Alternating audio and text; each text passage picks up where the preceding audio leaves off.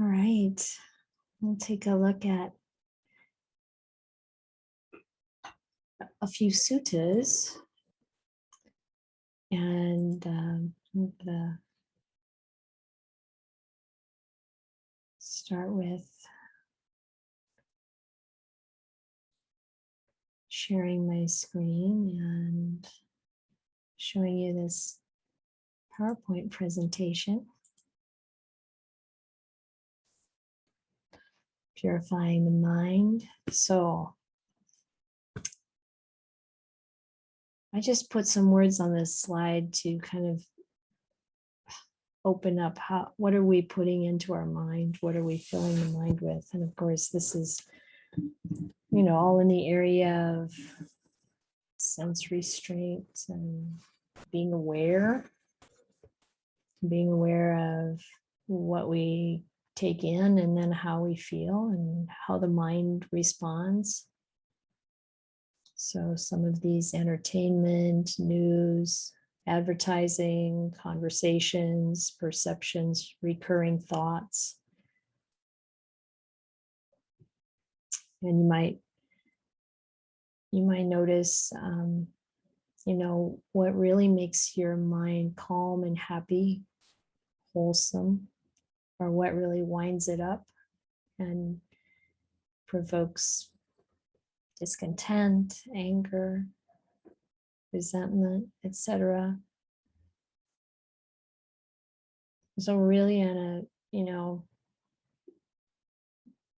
for the moment, without all the theory or the ideas about what it means to purify the mind, to really look at what it's like in our own experience.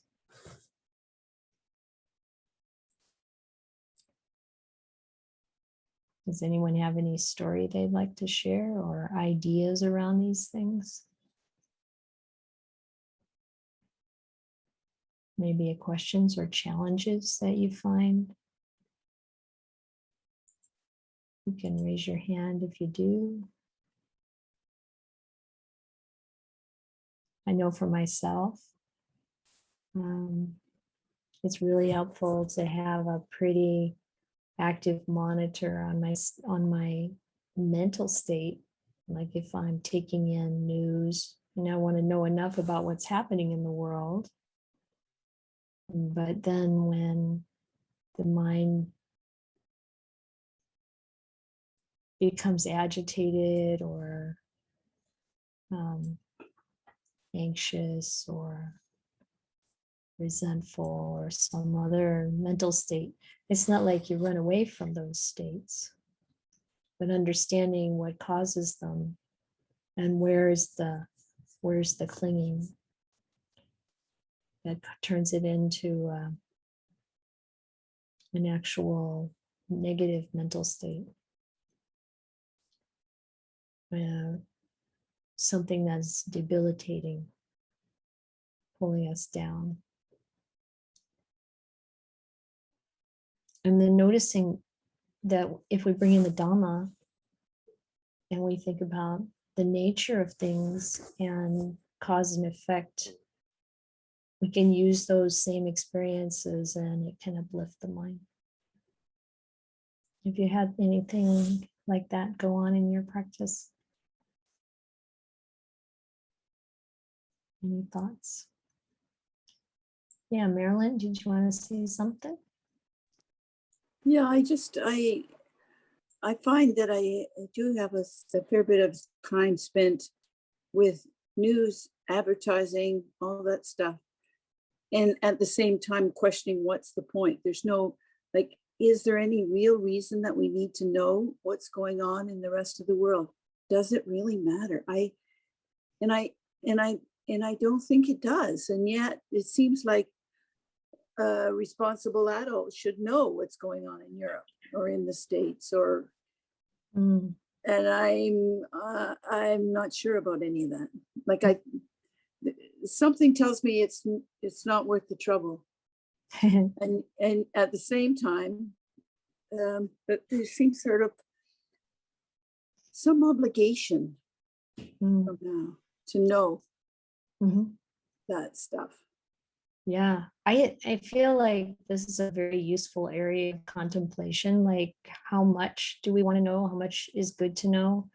I mean, I can think of, okay, so I'm a Buddhist nun. Sometimes people are surprised when monks and nuns know anything about the world. Like, they expect us to be meditating all the time in our forest hermitage, which is great, by the way, to do. But I also feel like I do want to know what people are going through. I mean, if I knew nothing about what's happening in the war in Iraq, or I knew nothing about what's happening with climate change, I feel like that would be um, unfortunate in a sense, because when I know something about what's going on, I feel like the kindness and compassion in the mind really can support people,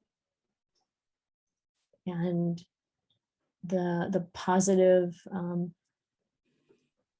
kind of, I don't know what, vibes in the world. So I think if we come to it from a place of Dhamma, we can also catch, like, okay, where did the line get crossed into listening to something that just doesn't matter? Or you know enough about what's happening that you can put it down. There's nothing really to be gained by sticking with it longer. I guess my other part to that is that how do we really know anything? I mean, how do we know? Like they tell us this happens, but how do we know? Because it's on the screen, but there's all kinds of contradictory. Can you actually know anything unless you actually experience it yourself? Yeah, I it's a don't. good point. And it's important, I think, to hold that um, in mind. Is what I'm hearing true? And how do I know? And I'm not ready to say that we can't know anything. I mean, unless we experience it ourselves. I mean, surely we can hear the stories of other people's lives and relate to them because we've had similar experiences. And, there are things we can know. You hear the same kind of facts from different sources that are reliable. I mean, how do we know the Dhamma? It's like the Buddha talked about, you listen to the teachings and you really take them in and practice with them. And that's how you really know them. You do hear teachers that people have spent time with who are reputable, and you can see their actions are in line with the Dhamma. And then you can have trust, you develop trust that they're telling you the way that they're telling you what the Buddha actually taught, things like that. We can use those same criteria, I think. But these are really good points of reflection, and really looking at, well, what's the state of my mind after I watch this movie or listen to this program, or I have conversations with certain people, and the themes that they're caught up in, or have experience with. We may have people in our life that we find it's really draining, and yet maybe that's okay because maybe we can be of support to them, and maybe we can listen to someone's um, problems and not become drained because we're not getting caught up in it. Maybe that's part of practice. And we also can have people in our life where when we spend time with them, it's really uplifting. Or we can spend time with some people and we find our bad habits really coming to the fore. Or we can spend time with people where we really see the best in ourselves emerge. And it's important to reflect on these things, not to blame others for any of it. It's all happening in our own minds and in our own, our own actions, but to really consider, how is my mind affected by what I'm spending my time on and who I'm spending it with.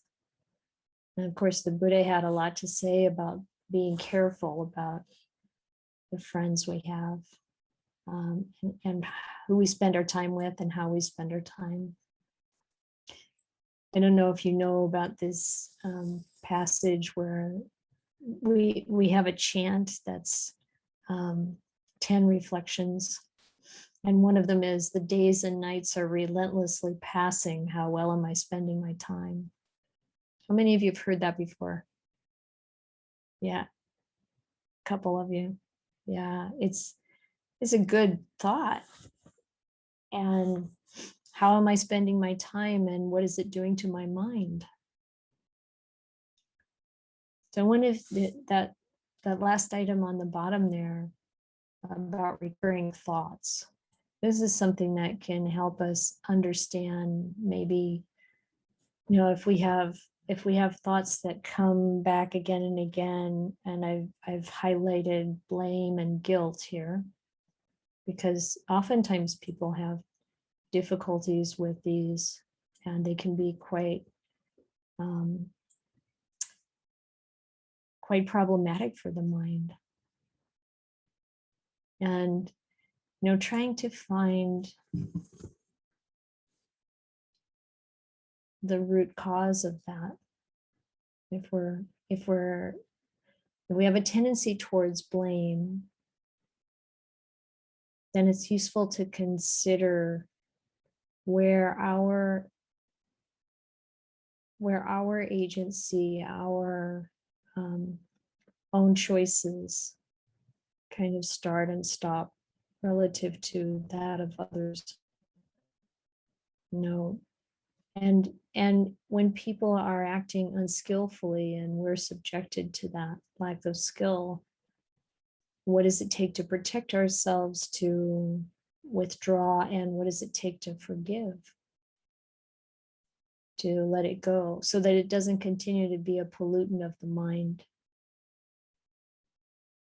And of course, guilt is the same thing. It's just directed to ourselves.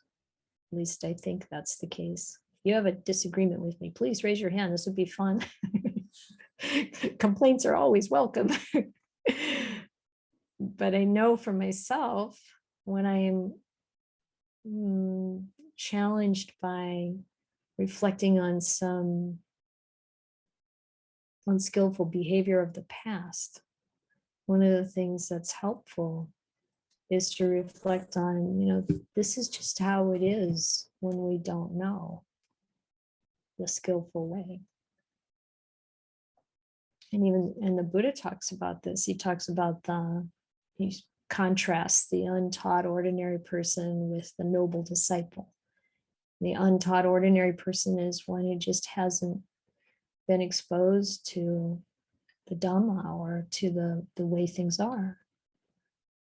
And so they don't know. And the Buddha will say, well, why do people do these things? It's because they don't know. That's what it's like when you don't know. And of course, the noble disciple is one who's been educated in the Dhamma and has been practicing it. And so, if we can be forgiving of ourselves and others because we don't know, I think there's a real chance that our own mind can be at ease and content, since we're living in a world of a lot of dark and light activity, skillful and unskillful actions.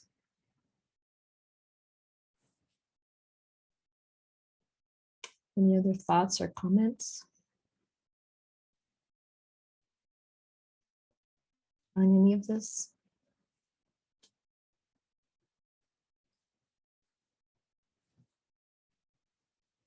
I don't know if you want to share it, but I'm really interested in the sticky points where we find purification of the mind to be a challenge. Yes, Stanley? Hi, I hope you can hear me. I seem to be having some trouble with my Zoom. I can hear you very well, Stanley. Okay, great. Um, I'm looking at this, the beginning of this, the top of this, and the question is, what are we filling the mind with? And that's implying to me that's a choice that we're making to fill the mind. And I was thinking about this last part, this last set of examples, the recurring thoughts, and very often I feel like this is the part of my kind of daily existence where I find I'm more sort of, among all those other examples here, this is the area where I can, the other ones are where I can choose to kind of close myself off. But the recurring thoughts almost feels like a counterexample where I find, though there's scores of different ways, a variety of different ways that they can serve as examples. For me, I'm often running away, running away from my thoughts or suppressing them. Mhm. And I'm thinking that's not what the idea behind purifying my mind is about. But there's something about the quality of this that I'm figuring you'll be going into this, but I just wanted to put that out there that that's something that I'm wondering about Ah, because I'm dealing with so much. yeah, it's a really good question, Stanley, because it does seem like it has a little bit different, kind of character. Like these thoughts come unbidden.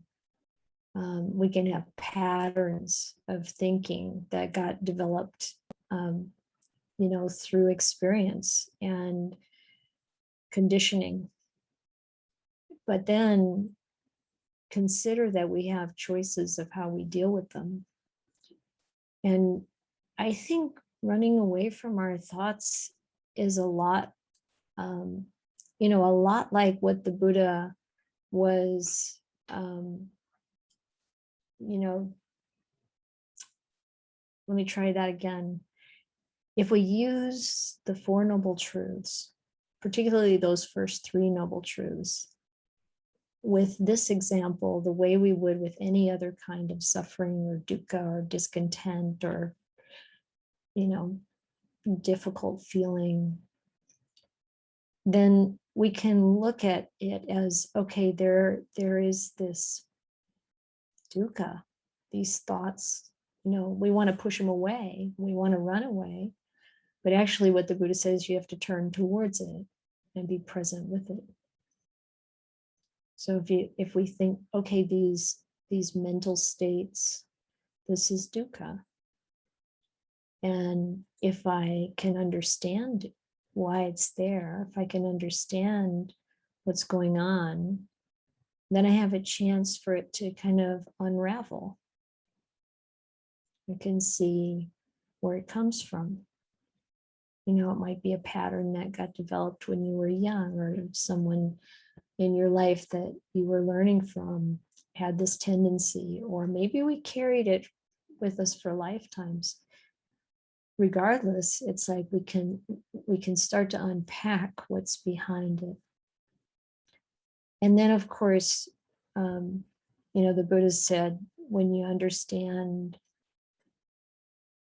basically where the the cause of it comes from, then we have a chance of it um, beginning to ease up, to cease.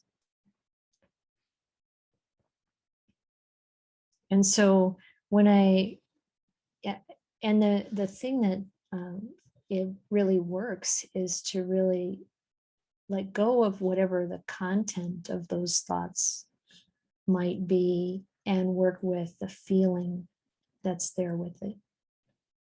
So you have these recurring thoughts and notice the feeling, especially wherever it appears, kind of shows up in your body.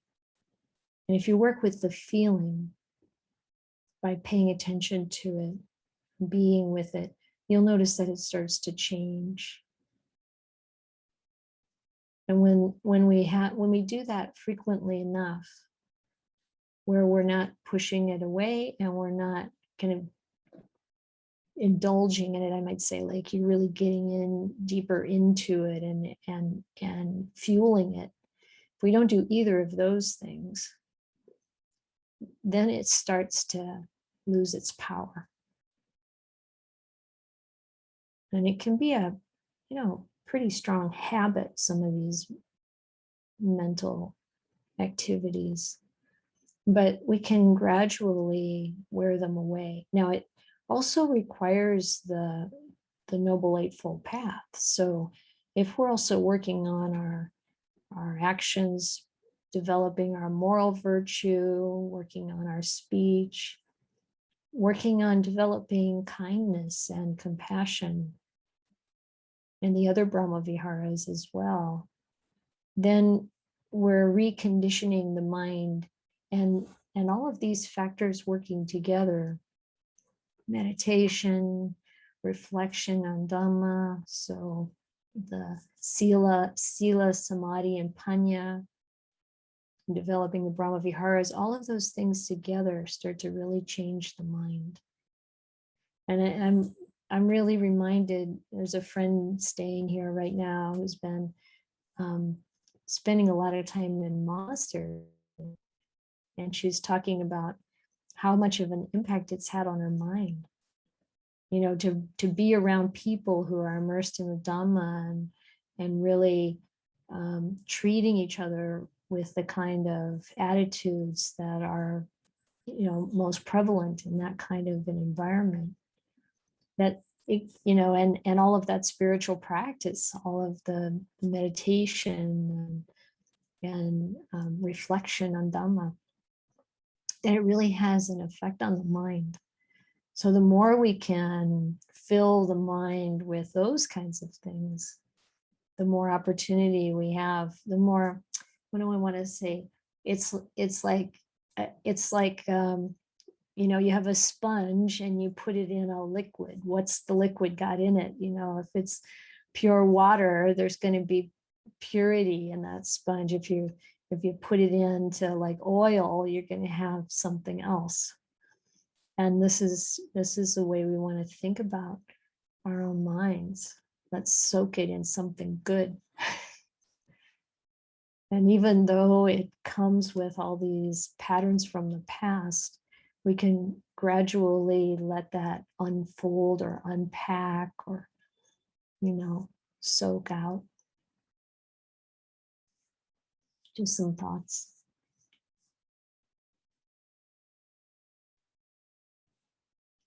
Thank you, Stanley.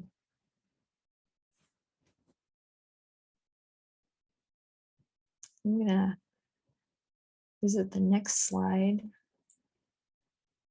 So tools for purification, those things I just mentioned, going deeper into the Dhamma and meditation and reflection.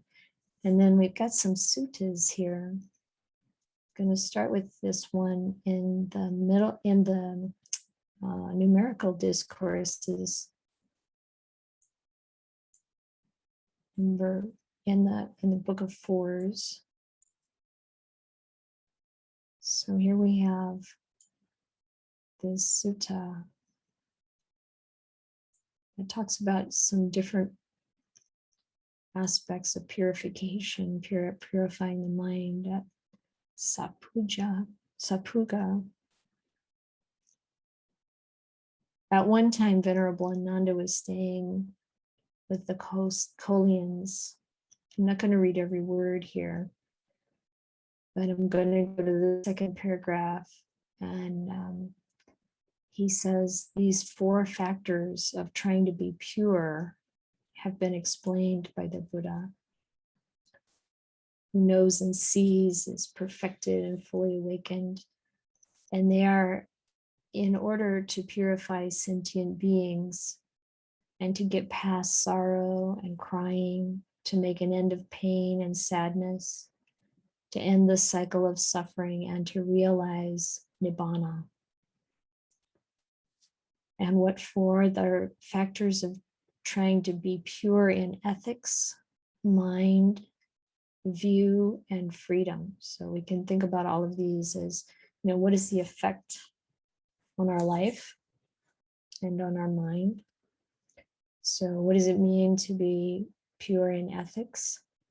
It's when one is ethical, restrained, in the code of conduct. So he's talking about monastics here, but of course we all have a code of conduct, 5 precepts and other things attendant to that, conducting ourselves well. And here it says seeking alms in suitable places. So seeking our livelihood in a suitable way, seeing danger in the slightest fault, keeping the principles we've undertaken. So whether we're monastics or we're lay practitioners, it's useful to look at, am I really living according to my values?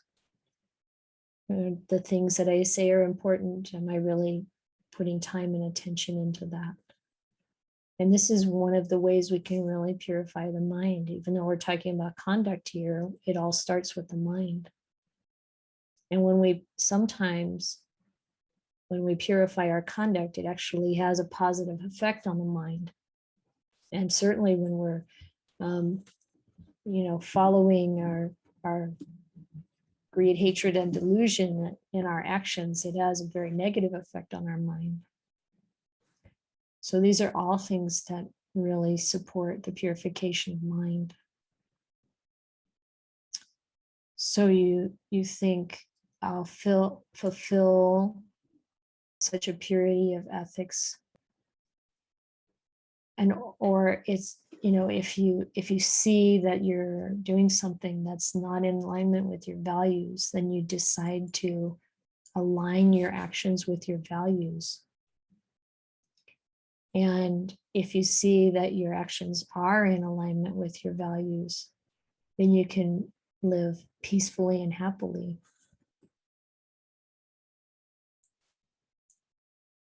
This part, it says,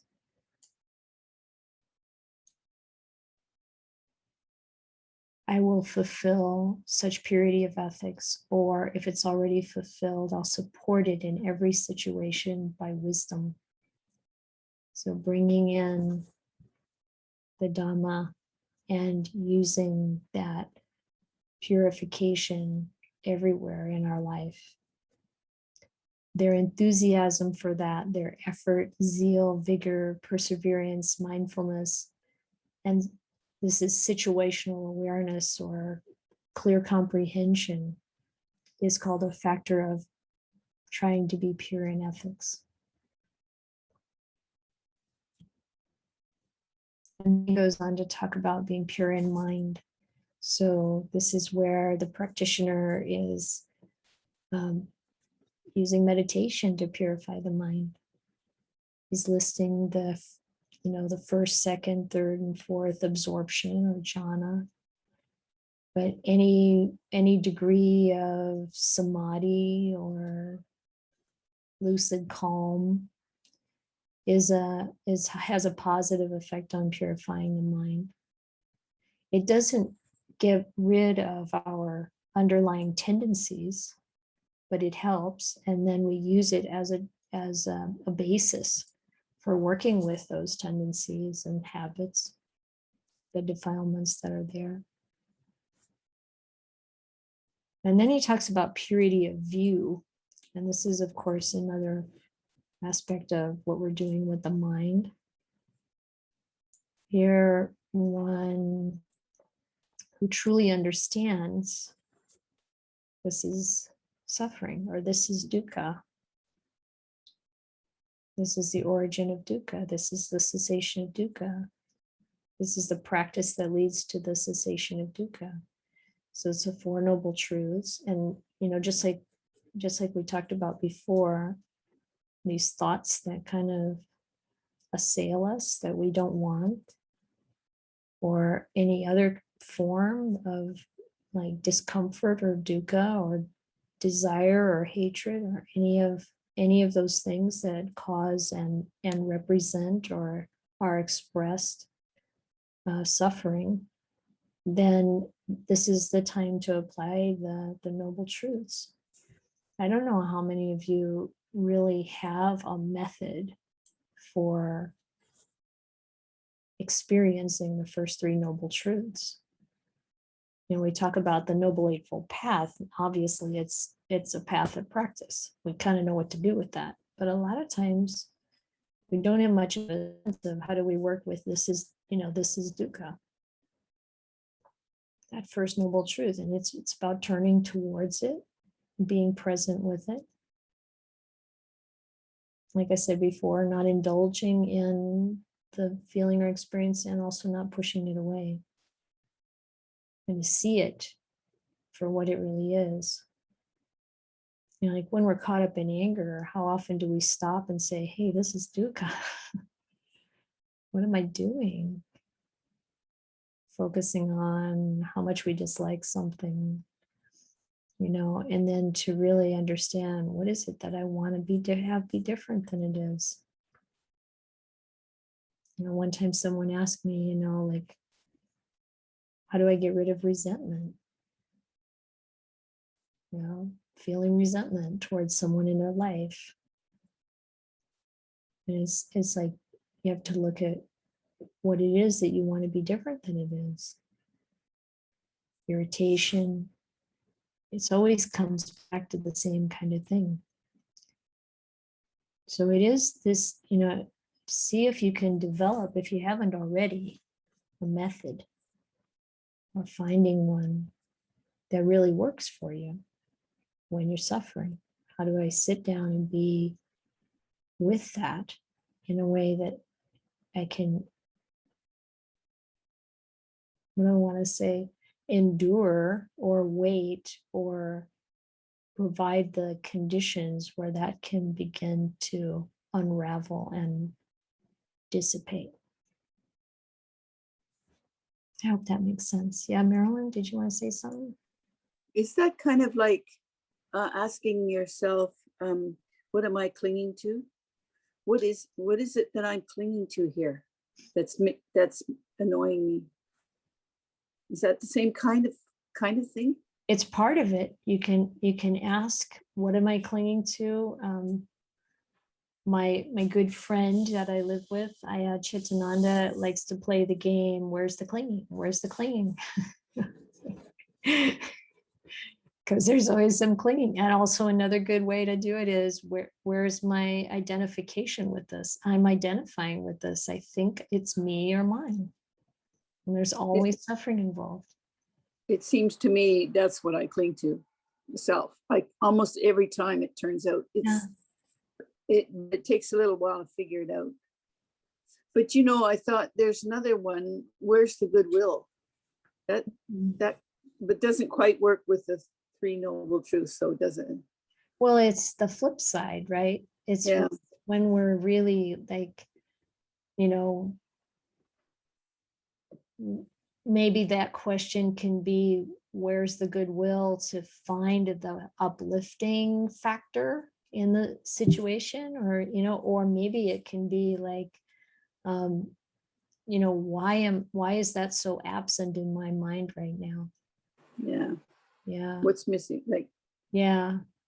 I think sometimes too, we just looked at each other and said, things are really not the way we want them to be. We want things to be different than they are. We don't want Putin to invade. It's not nice. We want the world to be different, right? Yes. And one of the main things to come to grips with is that the world is never going to be different, because there's greed, hatred, and delusion here. Until that's gone, we're going to keep having this nonsense and this misery. It's just how it is. So it's not like we don't do things to try to correct the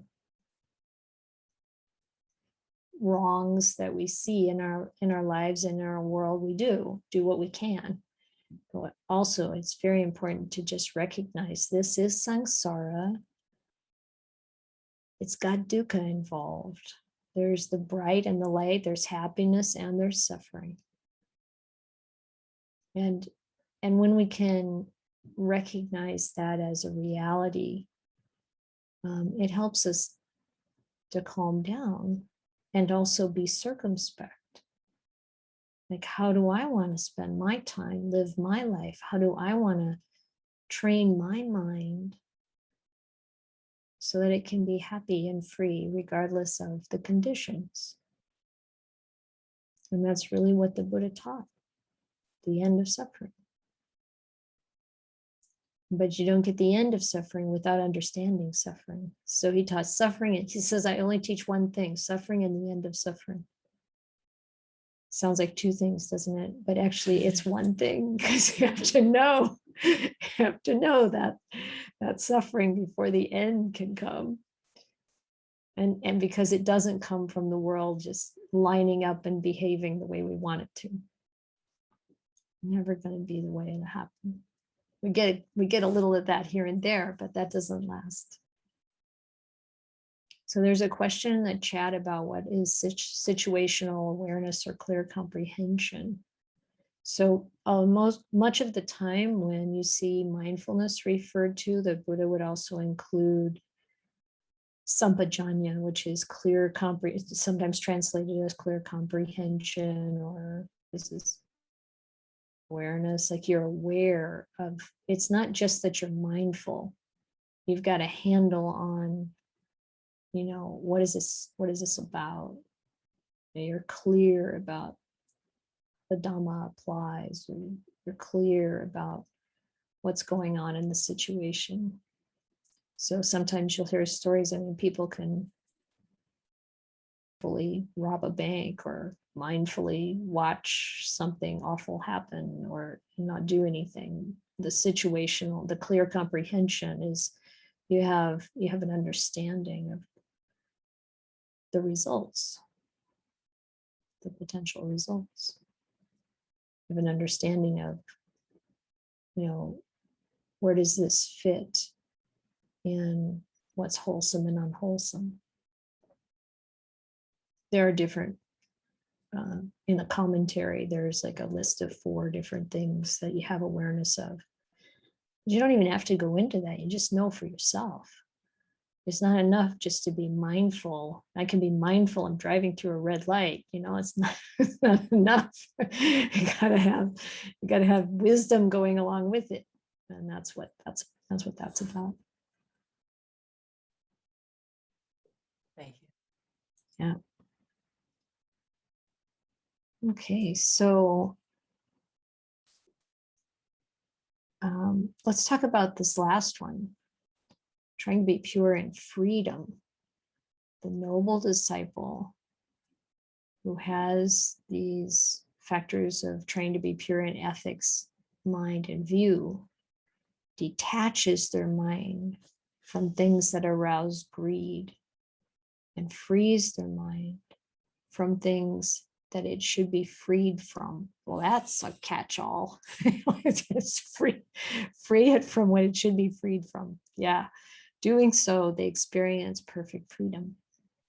This is called purity of freedom.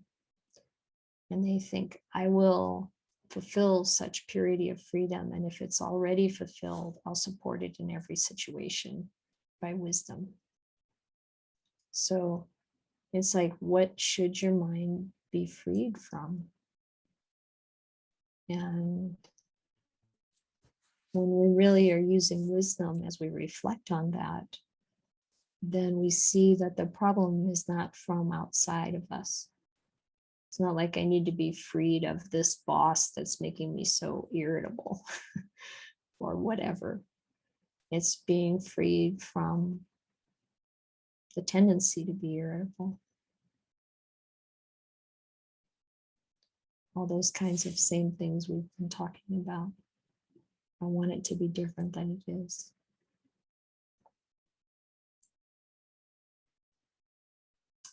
I'm going to look at this next one here about rapture.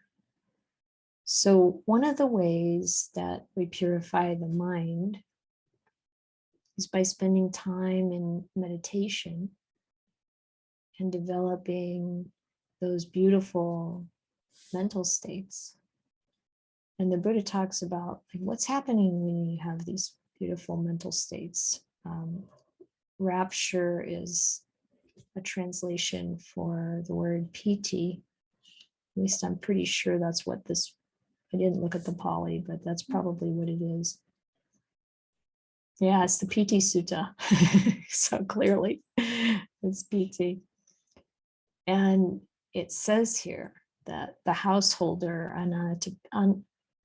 Anathapindika, if you haven't heard of him, was one of the great supporters of the Buddha. He wasn't just a great supporter of the Buddha. His name actually means one who gives food. He would feed the hungry and just do lots and lots of humanitarian things.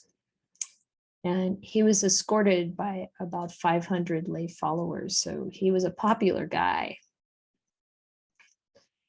And he came to the Buddha and bowed and sat down to one side. And the Buddha said to him, he said, "You have supplied the mendicant Sangha with robes, alms, food, lodgings, and medicines, and supplies for the sick. So you've been giving the monastics requisites. But you should not be content with just this much. You should train yourself like this. How can I from time to time enter and dwell in the rapture of seclusion? So how can I from time to time drop into meditation and feel those feelings of joy that arise in the body and the mind?" And when he said this, Venerable Sariputta, the Buddha's right-hand man, he said, "It's incredible, it's amazing how well this was said by the Buddha." And he repeats it. You've been providing these wonderful things for the monastics, but you should train yourself to enter and dwell in the rapture of seclusion. When you're turning your attention away from everything else, that kind of seclusion, and you're feeling that beautiful spiritual energy. At a time when the noble disciple enters and dwells in the rapture of seclusion, 5 things are not present. The pain and sadness connected with sensual pleasures. So you've shut off the news and you're sitting in meditation and you're letting go of all the gunk from the day, and you're really just bringing yourself into that beautiful state of piti, letting that arise. You know how that arises, I hope. It's more about relaxing and letting go than it is about trying to, you can't really make it happen. You need to become still, tranquil. So when that's happening, we aren't experiencing the pain and sadness of sensual pleasures. We're not engaged in sensual pleasures, and we're also not the pleasure and happiness. We're not experiencing the pleasure and happiness connected with sensual pleasures either. And he said the pain, and also something that's not there, is the pain and sadness connected with what's unskillful. But also the pleasure and happiness connected with what's unskillful. So do you have pleasure and happiness connected with the unskillful? Yeah, honesty comes out. I can see it in the head shaking. Yes, of course we do. There can be unskillful things, and we still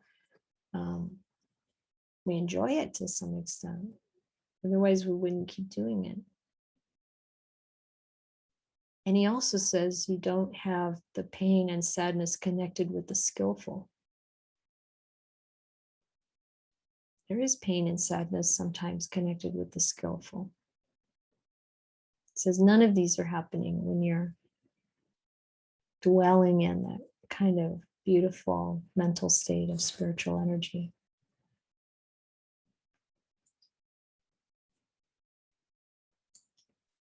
And then the Buddha agrees.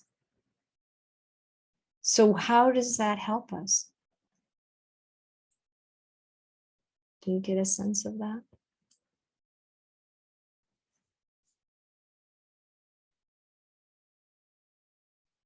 What's your experience of the benefits of meditation?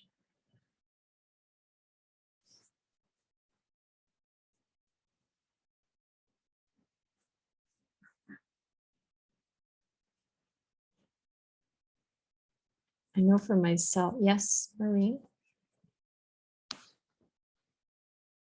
I can't hear you. Unmute. Sorry. Meditation clears my brain. And I don't necessarily notice on a day-to-day basis, but when I've had the luxury of going on a retreat, and then when I come home for a number of weeks, there's not quite the rattling that was in my head. It's almost as if a different habit establishes itself. Mhm. So that all the mental grabbing that I do on a daily basis and the reaction, if I'm not stimulated and I'm just there, I don't exacerbate those sorts of behaviors. And it's like, oh, it's so surprising when it lasts. Yeah, that's nice.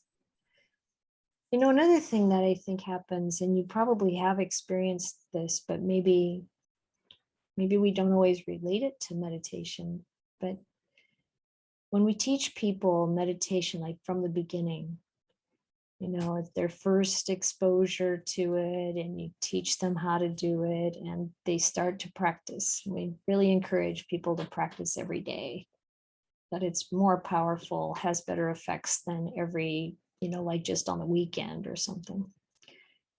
If they start practicing, then we tell them, don't look for the results for a while. Don't even think about what the results might be. You know, check in on it in a couple of months or even 6 months. And you don't check in on it around, well, like how still can my mind stay when I'm meditating or something like that. You look at how your life has changed, because your life changes and our reactions to things are different. And people really, really see a difference in their lives. And my hope is that, I mean, retreats are great and it's really useful. And if people can keep it going, like you said, this is great that you can keep it going. Maybe you need an infusion again after a while, but to keep that daily practice up is so helpful.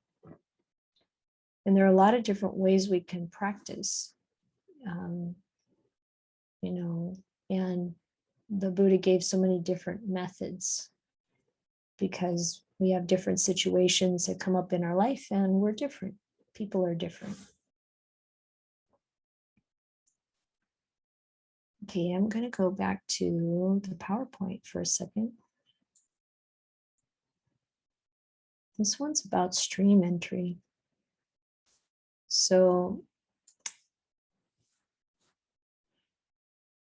this is one of the things that happens as we purify the mind. This is the first level, you might say, of the 4 stages or levels of enlightenment. And I want to take a look at a couple of suttas. So there are 2 parts to this. One is the practice for stream entry, like the things that we do in order to purify the mind, condition the mind for this level of awakening to occur.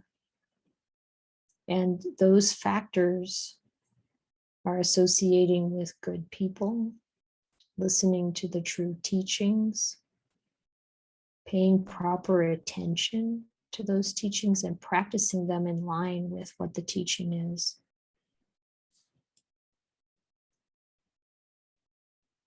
Let's take a quick look at the sutta. Associating with good people, listening to the true teaching, proper attention, practicing in line with the teaching, and then Sariputta is asked, what is the stream? What is this stream you're entering? And he says, it's the Noble Eightfold Path. And what is a stream enterer? Anyone who possesses the Noble Eightfold Path. So there's more to it than that. We get to hear the culmination of the spiritual life. Mendicants, a noble disciple who has 4 things, is a stream enterer, not liable to be reborn in the underworld, bound for awakening. What for? It's when a noble disciple has experiential confidence in the Buddha. So we've really developed that, not just an idea, not a commitment. It's an experience of the truth of the Buddha's awakening, of the awakened mind. Sometimes people get stuck on it being the historical Buddha, and that doesn't work for them, but it's Buddha is awakened, that the awakening is possible, that it happened and continues to happen. The Dhamma, the Sangha, the enlightened Sangha, that's where it continues to happen. Lay or monastic. And they have the ethical conduct loved by the noble ones, leading to immersion, so meditation, samadhi. The noble disciple has these 4 things that when they have these 4 things, they're stream enterer. And then he has this verse, those who have faith and ethics, confidence, and vision of the truth, in time arrive at happiness, the culmination of the spiritual life. So that quote is here. So are there any questions or comments or thoughts or experiences around these 4? Either the 4 that bring about stream entry, or the 4 things that are included in the experience of stream entry?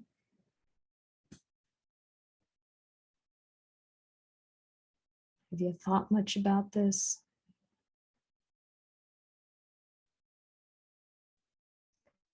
It's really a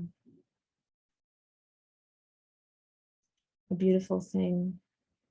And that confidence brings a kind of stability into one's life that we don't lose. Yeah, Marilyn?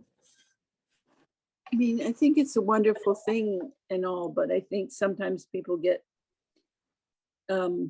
mixed up competing for it, like who's got it, who doesn't have it, and do I have it, and will I get it? And it becomes like some kind of hurdle or contest or something. It seems to me that it's going to happen or it's not. You do the things you do, and you do the best you can, and it's not like I mean, it almost seems silly to me, like, because isn't it sort of a conceit to think, oh, I'm a stream enterer? Well, there's no way you're a stream enterer if you're thinking like that. Well, that's what I mean. I mean, it's so see, you're identifying the problem, and it's exactly what we've been talking about, right? So if it's coming from this sense of ego, that's not it. And what we need in our practice is to be so incredibly honest about what we're doing. So as soon as we're caught up in I'm this or I'm that, or I've got this and they don't have that, we're going in the wrong way. Yeah. And then we have, if we really want to wake up, if we really want to be free from suffering, we got to watch ourselves and admit when that's happening. And then know it's the wrong way. It's like, as soon as this becomes a personal thing, a personal kind of goal, a personal kind of attainment, it can't be. That's not what it is. We're far from it when we're doing that. So this is important to notice, and sometimes it's easier to notice when other people are doing these things, but then we got to turn it around and look at ourselves. Am I doing that? Is there some way that I'm doing that? Because we want to purify the mind, uproot these tendencies. Is so deep in every one of us to see things from this position of personal identity. But when stream entry actually happens, that falls away, at least to a large degree. That we know that this body and mind is not a self.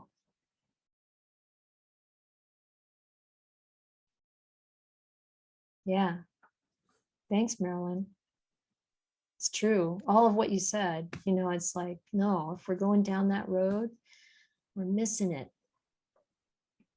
And we need to turn around and get ourselves straight. So thank you for that. I have a question about the last sutta, if that's okay. Uh-huh. I have a question about the last sutta, if that's okay. Yeah. Do you want me to show it Um, again, or you can just ask? Yeah. yeah. So it seems so the one on effacement seemed to say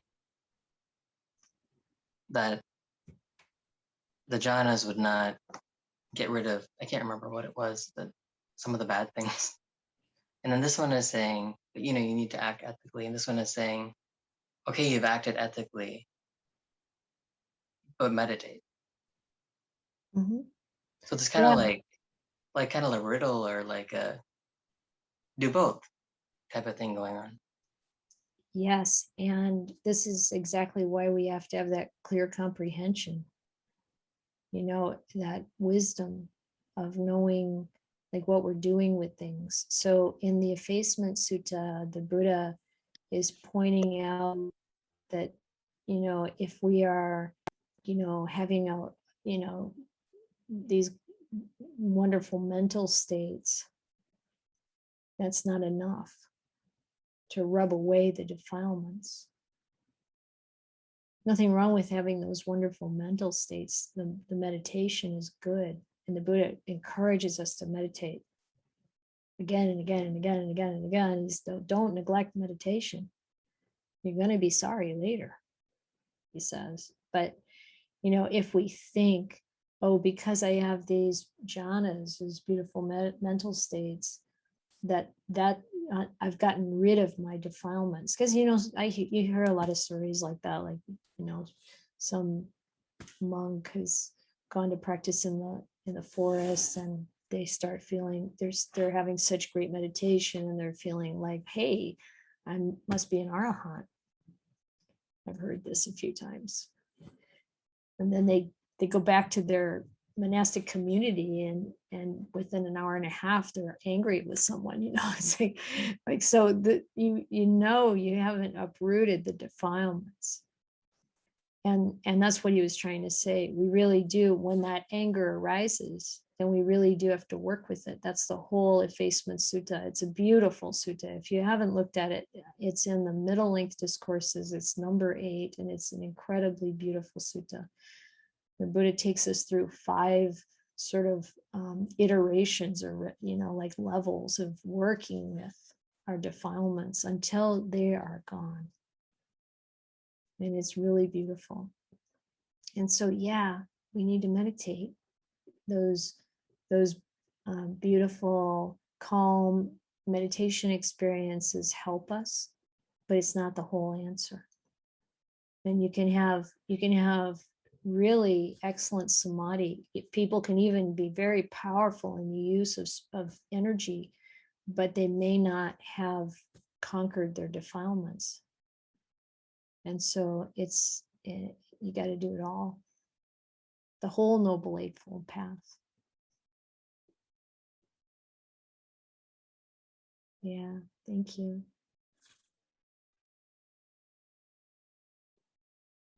Let's see what else we have here. Oh, these are some questions for you. no idea what time it is. Oh, it's time to end. So I want you to take these home, or you are home. So you can just like write them down or whatever. You know, I don't know if you picked up a practice last month for cultivating goodness, but you could think about what you do in your life to cultivate the good and how that affects your purity of mind. You know, doing service, purifying your ethics, your sila, etc. And just, what does that do to my mind? And what activities in your life support an increase in wholesome mental states, and what cause a decrease in and a decrease in unwholesome mental states. So we're taking the right effort, the positive side of right effort here, you know, increasing or sustaining wholesome mental states and decreasing. Actually, it's all right effort, isn't it? All four. So just food for thought as you keep going in your practice.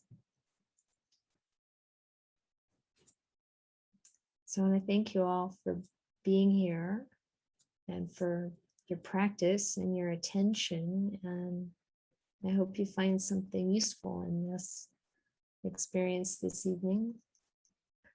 It's probably better than watching the news.